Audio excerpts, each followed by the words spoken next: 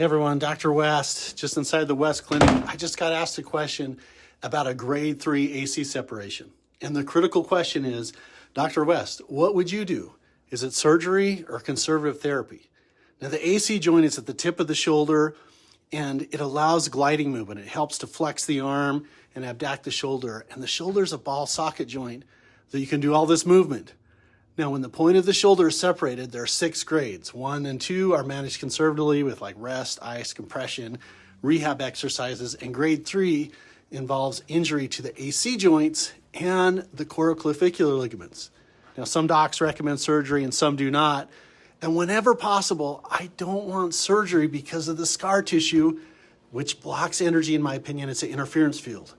However, in some AC separations, there can be a step defect where you have a little fall off the shoulder. So there's pros and cons to both approaches. But here's what I would do. I would not do surgery, and this is how I would treat it. First, I want to give the patient collagen peptides. Those are building blocks for bone, cartilage, ligaments. And then I'm going to give this mineral called manganese, which is the key mineral for ligament health.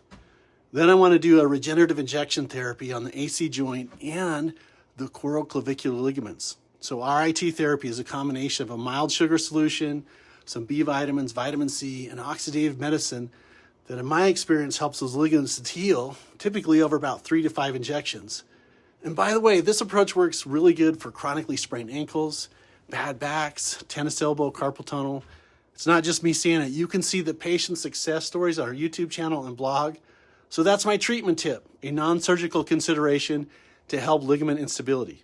If you'd like more information, including my report on loose ligaments and the home therapies mentioned in this, just comment lug nuts in the comments. So why lug nuts?